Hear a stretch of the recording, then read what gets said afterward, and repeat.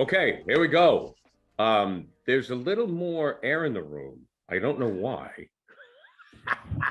Where is Bob? Where is Bob? I I think don't he was know. speaking. I think he's in Kentucky at I forget the name of the school, but I thought I saw something of him speaking to a class. And how lucky are those kids that they get Bob Ryan in to give them all the knowledge that he normally imparts on us, right? Well, I do know that it must be pretty important because I've never known Bob Ryan to miss an appearance. And I'm sure he's gonna like this one. That's the sad part, is the topics that we've got for this show.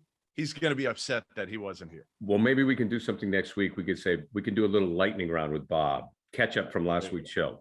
Okay, first of all, Kendrick Perkins is becoming just an incredible personality when it comes to covering the NBA. So Perk called out Kevin Durant, James Harden for basically kissing Kyrie's butt when it comes to the vaccination because of this whole situation now. Because Kyrie's only going to be available for certain games for the rest of the season because of vaccination rules and regulations, he has hurt his team. So what do you feel about Perk's comments?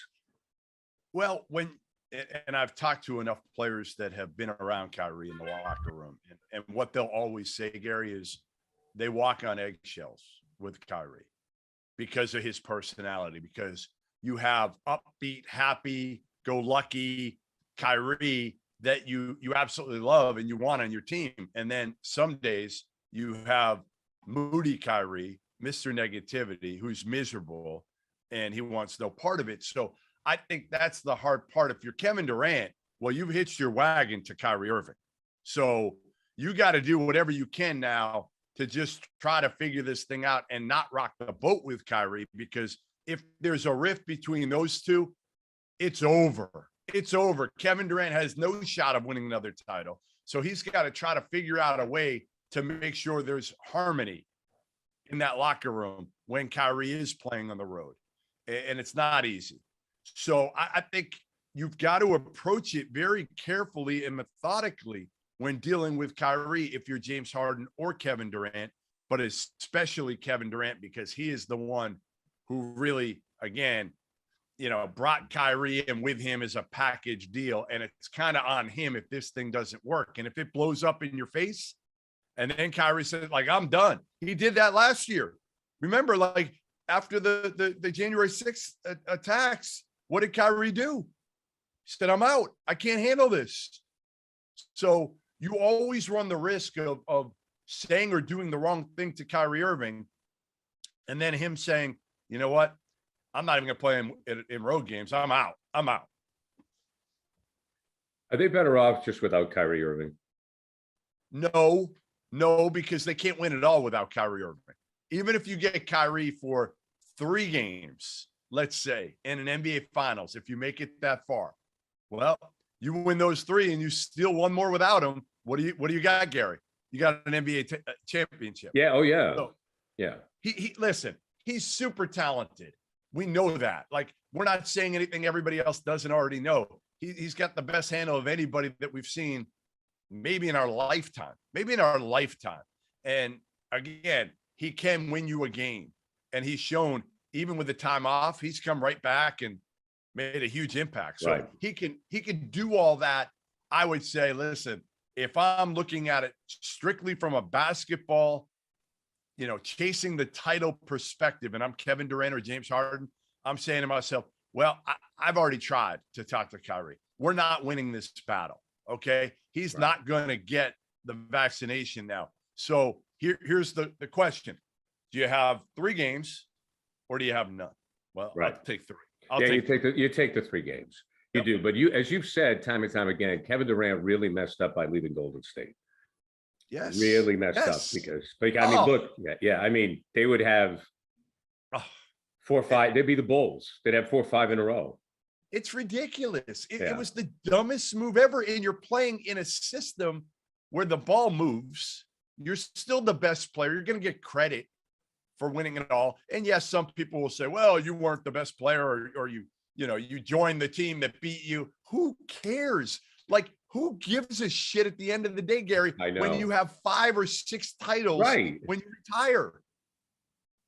Right. Done. I agree. I Done. to me, I will always find it very perplexing.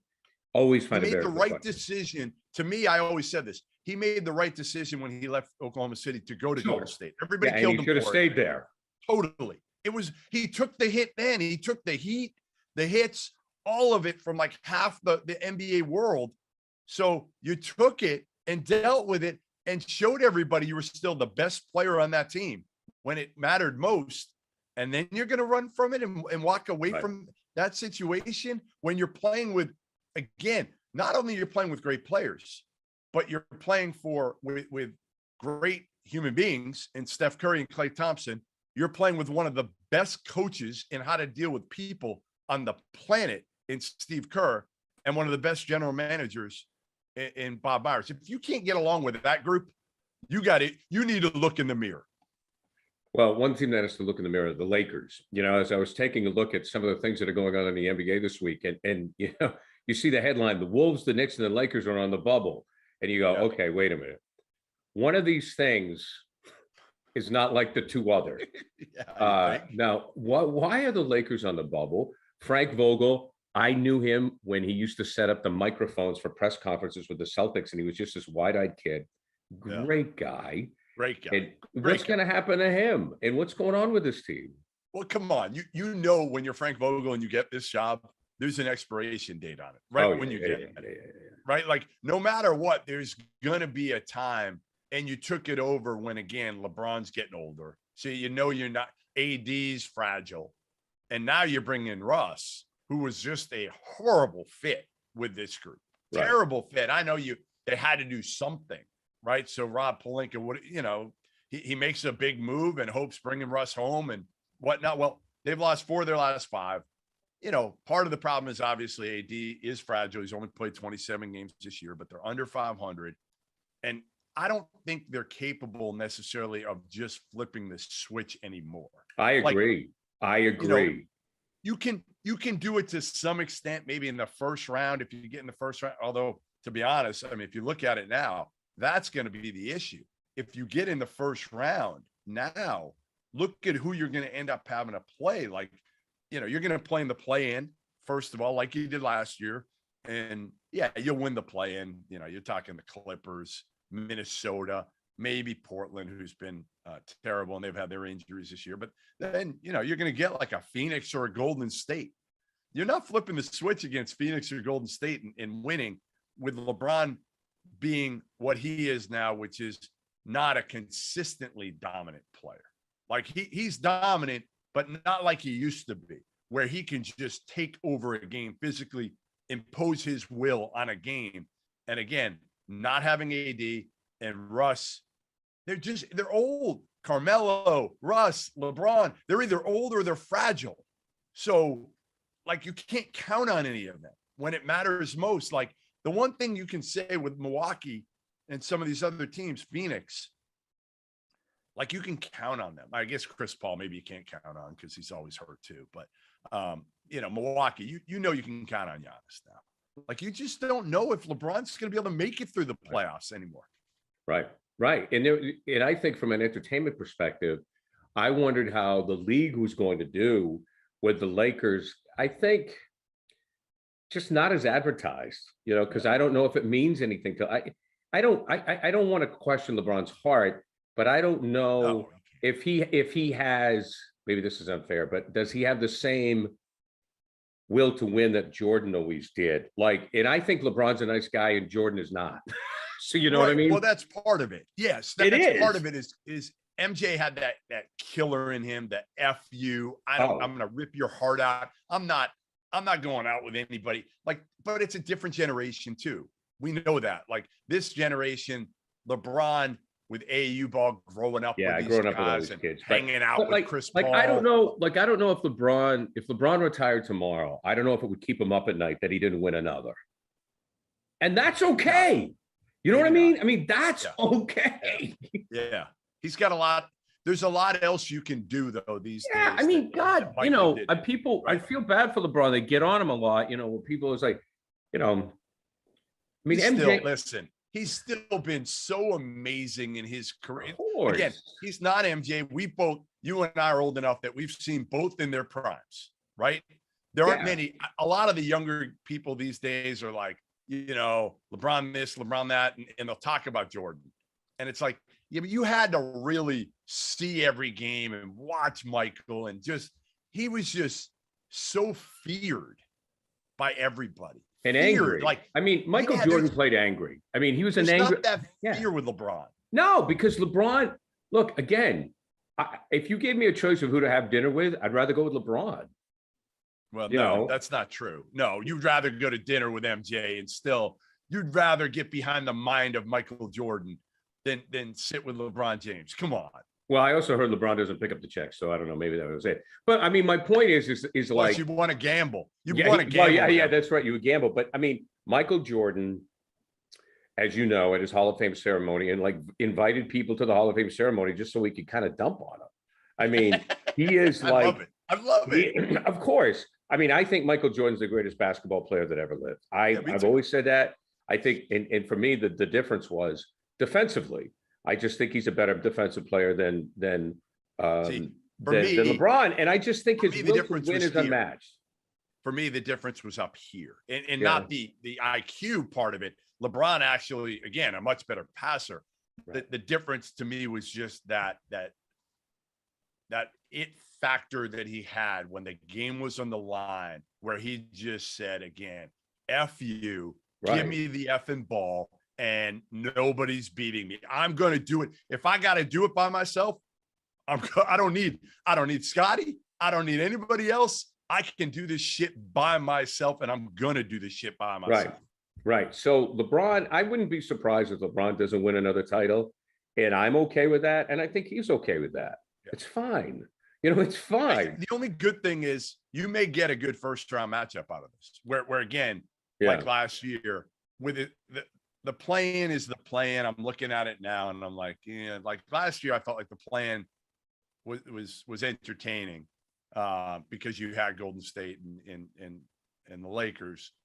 This year, not nearly as entertaining, but you should get a 1 versus 8, maybe, or a Phoenix or Golden State versus or Memphis even against the Lakers in the first round, and all 3 of those would be. Like, listen, they'd be ratings winners for the television. Oh, yeah. The couple of big stories or very interesting stories this year in the NBA has been Cleveland and the Grizzlies. Yeah. What's the bigger story in your mind? Well, I guess it would be the Grizzlies because of Ja, right? Because Ja has kind of captured the league this year and put himself into a conversation where we've talked about him and said, I'm not sure there's another guy in the league that you'd start your team with beyond Ja Morant. He's that good. And they've kind of established themselves not as a NBA title contender, but as a team that is on the rise that could maybe get there if they add another piece in the next couple of years. Cleveland, to me, has been even more surprising because, let's face it, the Cavs have been the laughing stock of the league, really, for the most part, since LeBron left. And I didn't think Kobe Altman would still be the general manager there at this point. I didn't, I mean, he was a guy that Dan Gilbert hired. He was like 3rd or 4th in command, and he hires him, and, they're drafting, but not like in a great spot. They get like Colin Sexton, mid to late lottery, Darius Garland, mid to late lottery. They had Jared Allen, great move this year. They still got Kevin Love's crappy contract. They can't get rid of him. Nobody will take Kevin Love in his contract. And then you add Evan Mobley this year, and you get really lucky with him because he is a tremendous talent, tremendous, and a high character dude. So you've got guys that fit together. I was in Cleveland actually earlier in the preseason talking to a bunch of season ticket holders and before the draft. And I said, Mobley's the guy that they need because he fits best with Jared Allen on that front line. So you got Mobley, Allen. Colin Sexton's played 11 games. They're better without him because he's a ball dominant guard that's a high volume type guy. But they lost Sexton and then Ricky Rubio, their other point guard. He's out for the year. He was terrific for him. And they get Rondo now, and they'll fall off. But the foundation is there. Garland's had a hell of a year. Mobley's going to be a stud in the league. Jared Allen is a really, really good defender and a frontline player. They're like one more, and they got Larry Markkinen before the season in a trade because Chicago didn't really want him.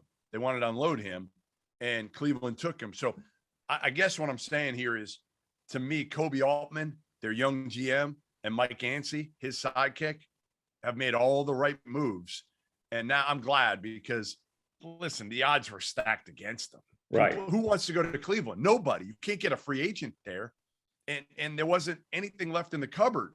So they've done it through the draft and made good quality decisions because these two guys are really good talent evaluators, Kobe Altman and Mike Yancey. Okay, so next week, Bob Bryan will return. We'll have to do the lightning round with Bob to get all of his thoughts on this. And maybe we could find, where did you say he's speaking again? He's speaking in Kentucky at. I just saw something. I wonder if he, Bob needs to be more active on Twitter. It needs to be like the where am I? Well, he doesn't do that. No. He doesn't talk. He doesn't use it as a marketing tool. I want to say it was in like, I feel like it was like not Transylvania College, but like something in the Midwest. Well, maybe there'll be a college article on it. Maybe we could find something online. I'm searching for Bob Bryan and seeing if I can find out where Bob Bryan was. Maybe there'll be something where a young Cub reporter had a chance to sit down and speak to Bob Bryan, the Hall of Fame sports writer. I'm going to find out where Bob Bryan is. Where is Bob Bryan? Well, on that note. Yeah, he is at Transylvania, and he spoke. He was a guest commentator for the Transylvania game against somebody last night, I believe. How about that? I wonder how much you get paid.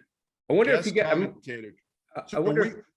We need a scouting report, Gary, about Transylvania next week. I want like a full breakdown of Transylvania, their team, what their chances are of getting into the national title game this year. Well, I'm sure we'll get it. And I just wonder who made more money, Bob Bryan or Jeff Goodman off the UFC fight. So we'll see. I would say Bob Bryan. I don't know. You know something? I don't think it takes a lot to get him out of the house. If he can go to a game. No. The thing with Bob is all you have to do, if you're smart, if you want Bob to speak, okay? Right. And he hasn't been to your arena yet, and you're a D1 college program, and he hasn't been, and there's still a ton he hasn't been to.